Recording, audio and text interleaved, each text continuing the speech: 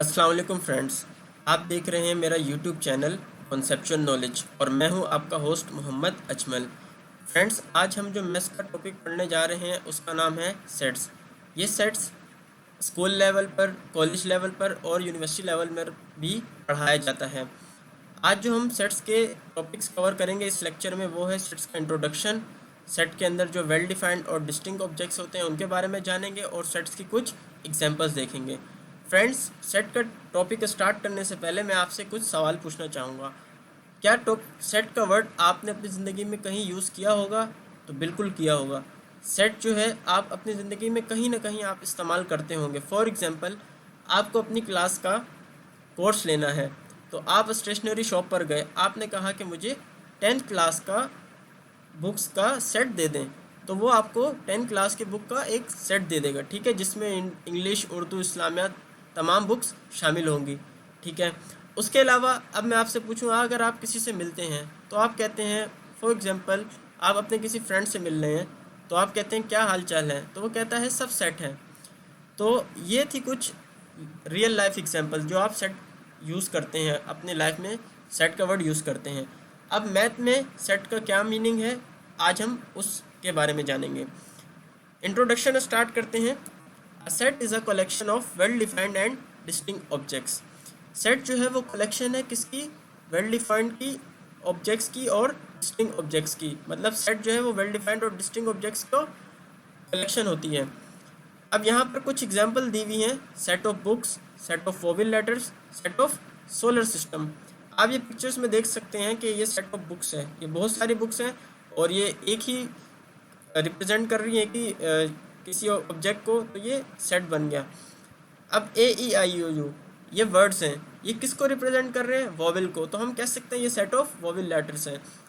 अब इसके साथ है आपका सोलर सिस्टम, तो इसके अंदर ये सारे आपको प्लैनेट्स हैं, तो हम इसको कह सकते हैं set of solar system.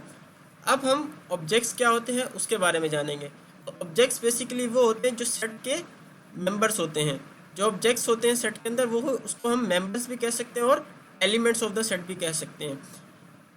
Set हमेशा कैपिटल लेटर से डिनोट किया जाता है, लेकिन जो सेट के ऑब्जेक्ट्स होते हैं उनको हम स्मॉल लेटर से डिनोट करते हैं। फॉर एग्जाम्पल, यहाँ पर एक सेट जो है वो आपको दिया हुआ है, C is equals to red green blue. अब ये समझ लें कि सी जो है वो सेट को डिनोट करने के लिए इस्तेमाल हो रहा है, रेड ग्रीन ब्लू ये सेट के क्या है?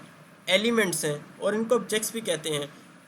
और इनको सबको किससे सेपरेट किया गया है? कोमा से सेपरेट किया गया है। और सेट हमेशा किस ब्रैकेट में लिखा जाता है? सेट हमेशा करली ब्रैकेट में लिखा जाता है। ओके,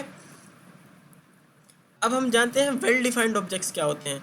वेल डिफाइंड ऑब्जेक्ट्स वो होते हैं जिनकी एक स्पेसिफिक प्रॉपर्टी होती है, जिससे हम लोग इजीली आइडेंटिफाई कर सकते हैं क्या वो ऑब्जेक्ट जो है वो हमें जो गिवन ऑब्जेक्ट है वो सेट से बिलोंग करता है या नहीं करता। फॉर एग्जांपल, यहाँ पर आपको एक बुक दिखाई गई है और एक क्रिकेट किट नज़र आ रही है।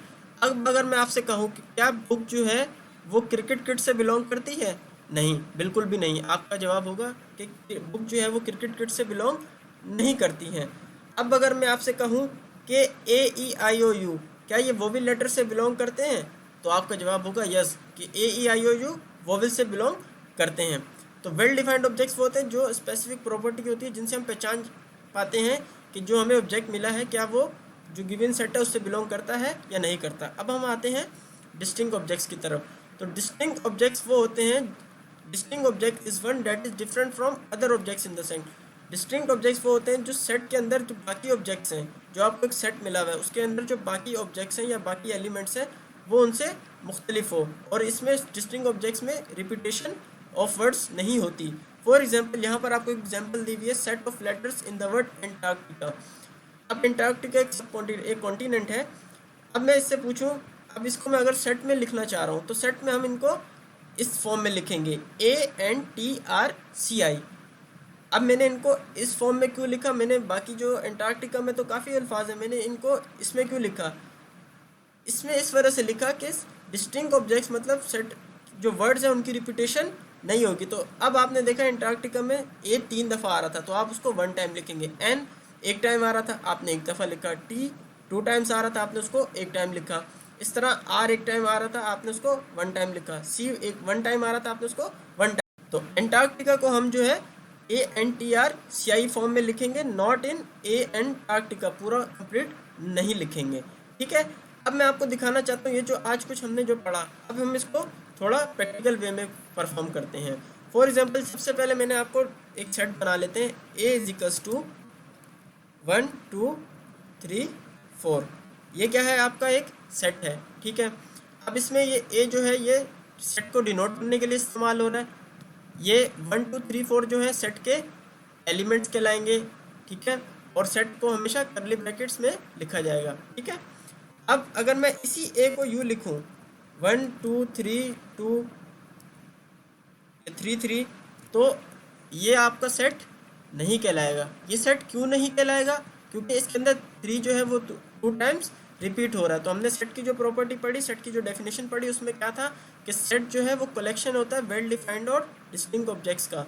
तो अब इसमें डिस्टिंक्ट ऑब्जेक्ट्स में हमने पढ़ा था कि उसमें रिपीटेशन नहीं होनी चाहिए, तो इसमें 3 2 टाइम्स रिपीट हो रहा है। तो ये सेट की प्रॉपर्टी को, ये सेट की डेफिनेशन को वायलेट कर रहा है, तो ये सेट नहीं है। ये हम कह सकते हैं ये सेट है, ये राइट, और ये आप इसको कह सकते हैं कि ये रॉन्ग है। ठीक है, यहाँ तक आज हमने पढ़ा। इंशाल्लाह अगली क्लास में आपसे मुलाकात होगी नए लेक्चर में, जिसमें आपको सेट्स के नोटेशन, सेट को किस तरह नोटेट करते हैं, किस तरह उसके फॉर्म्स के बारे में, उसके टैब्स के बारे में आपको बताया जाएगा। दोस्तों, अगर ये वीडियो अच्छी लगे तो अपने फ्रेंड्स के साथ शेयर कीजिए और मेरे चैनल को सब्सक्राइब कीजिए। अल्लाह हाफिज़।